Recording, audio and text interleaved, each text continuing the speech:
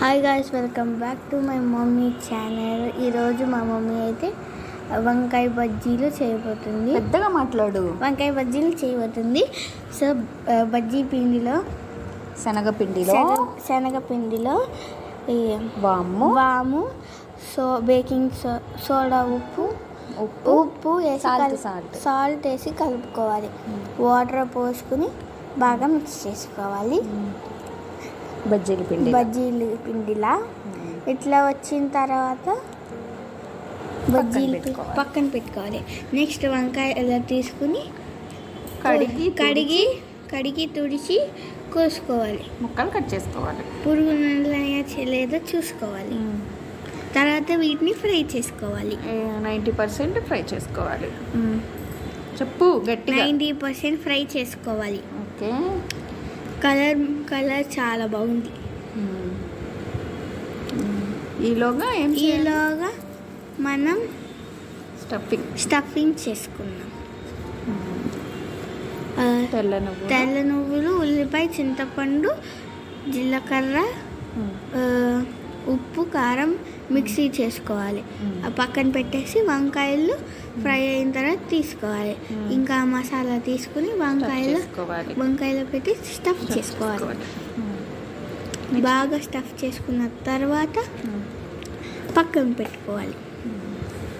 తర్వాత దాన్ని తీసి పిండిలో డిప్ చేసి ఆయిల్లో వేయాలి.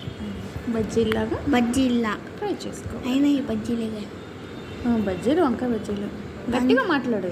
బాగా ఫ్రై చేసుకోవాలి మంచిగా. నెక్స్ట్ ఇంకా అట్లా వేసుకోవాలి. ఈలోగా ఎగ్స్ బాయిల్ చేసుకున్నాం.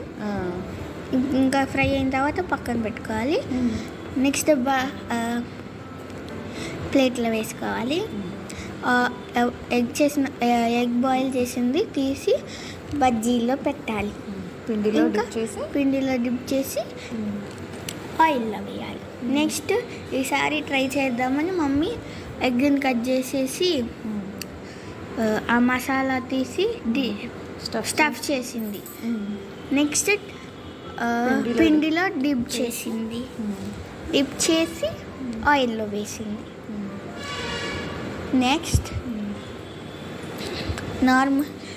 నెక్స్ట్ బజ్జీ ఇంకా ఇట్లా ఫ్రై చేసుకోవాలి. రివర్స్ తిప్పాలి. తిప్పకపోతే బ్యాక్ సైడ్ మాట్లాడిపోయింది.